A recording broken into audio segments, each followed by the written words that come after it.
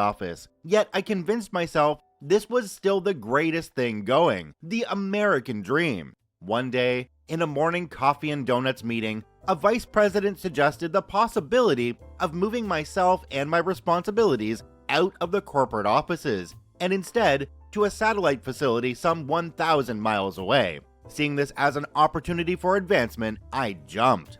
So I arrived, acquired a large office in a remote corner of said facility, and continued with my march toward greatness. Then, something strange and wonderful happened. In Outlook, an email appeared with my name in the courtesy copy field. Apparently, a new vice president had decided to delegate the responsibilities that were once mine to another department. Immediately frightened for my job and my well-being, I was tempted to scream out. Yet, thankfully, I remained silent. I continued to come into the office on time every day, picked up the random pieces of my old job that were left scattered in the transition, and waited for the word. That, my friends, was 4 months ago to the day. After 30 days, I became convinced that I was a forgotten, non-digestible entity in the corporate stomach.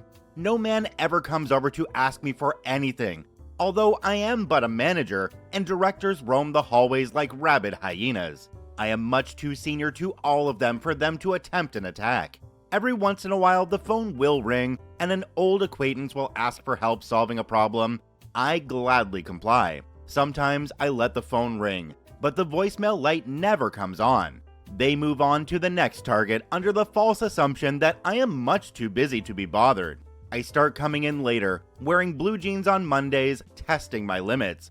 I take 25 cigarette breaks a day, come back into my air-conditioned office, dim the lights, and browse the internet in a half-comatose state until I determine that it's time to pack up for the day. Old copies of Baseball Weekly adorn the mahogany desk, and reams of paper lie in and around the unattended trash bin, each covered with random drawings of stick figures and jet fighters. I often roam the hallways with a piece of paper and a mug of coffee, exchanging pleasantries and talking about the weather and equally mindless topics with my coworkers. I go to meetings and other managers gaze with reverence at my presence. I am never invited, but to those who know not what I do, I am respected and welcomed. It hit me this morning that perhaps all of my endless toil and hard work has landed me here. I've transferred so much within the company that all the paperwork on me has been long since misplaced. I exist only in a computer program that spits out a 4-digit paycheck to my bank account every other Thursday. Just another tick on the underbelly of the corporate warthog. Too senior to be fired, too misunderstood to be bothered. I am truly the forgotten employee. And so, my something awful friends, I am quite open to suggestions about how I may truly test the boundaries of my newly discovered freedom. A webcam lays in its box underneath my desk, awaiting my motivation to install it. No suggestion is outside the boundary of reason or consideration, for I have now found my holy grail. I have achieved the American dream. Part 2.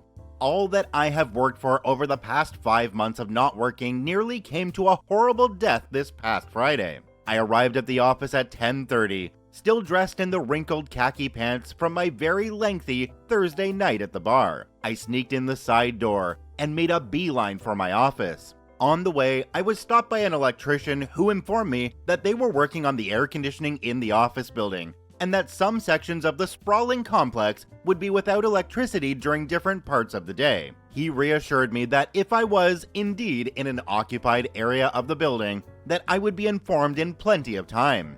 Of course, since nobody knows I exist, I expected to be left in the darkness at some point during the day. I eased into my office, shut the door, and sat down at my desk. My morning regimen consists of checking baseball scores, a quick once-over of something awful, then off to randomly scour the network drive for Excel documents. I will pull up at least 5 spreadsheets, ranging from actual important price sheets to recent company softball scores. It doesn't matter, as long as it's an Excel document. I print them out, then walk to the other side of the office building to copy them. Somehow, in my mind, this makes it look like I'm working, and looks are the most important thing. On my way to the copy machine, I was stopped by a fellow manager, one who actually works. He reminded me of an 1100 meeting in the conference room, and I played dumb. You had to have gotten the email. It was sent to all managers, he replied. Not knowing that I was the forgotten employee of Company X, I tried to wiggle my way out of it, but I was stuck. Begrudgingly, I made my way into the brightly lit conference room, thinking that it couldn't be that bad. After all, it was Friday, there would probably be Krispy Kreme donuts, and I could easily just sit there and not say a word. I was very, very wrong. Bad sign number 1. Nowhere in the room was the distinct aroma of honey-glazed goodness. Even the coffee pot was ominously switched off. This is a horribly bad sign in the corporate world. Lack of food means that the meeting will be about only business-related issues.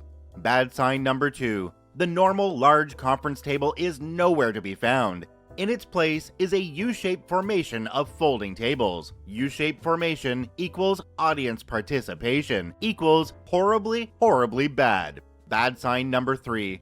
I reflexively reached over by the door for the inevitable handout and felt nothing. No handout equals note-taking is mandatory. I begin to have a very sinking feeling about this meeting. Bad sign number 4. Standing in front of the stained dry erase board was the nemesis of all forgotten employees, the Director of People Services, aka Human Resources Nazi. I was a Warsaw Jew face to face with Himmler. She glanced at me as I quickly averted my stare, but I thought that I may have caught a glimmer of recognition in her eyes, and that, my friends, scared the hell out of me. The beer sweat started rolling off my forehead as I ran through my options. I was about 15 feet inside the doorway, and Himmler had seen me. Quick flight was out of the question. I was forced to sit through this meeting and try to keep my cover. Looking at the U-shaped formation of tables, I decided to sit directly in the middle, contending that if any type of "let's go around the room" crap went on, she would undoubtedly start from one of the ends. I took my company cell phone out and set it on the table, then proceeded to sit and wait. Unfortunately, the meeting turned into my worst nightmare. Buzzwords started keying off alarms in my head as they flowed from the mouth of the hideous HR gargoyle. Teamwork, employee insight, departmental budgets, etc. The meeting was a quarterly employee idea meeting where managers would gather and share what work their teams had accomplished and what they were looking forward to. Considering my team had been effing contracted on September 11th, and I was currently a free agent with no intention of signing with anybody, I was worried. And then, it happened. Let's go around the room and say what the general view among your reporting employees is as to the future of Company X. Crap.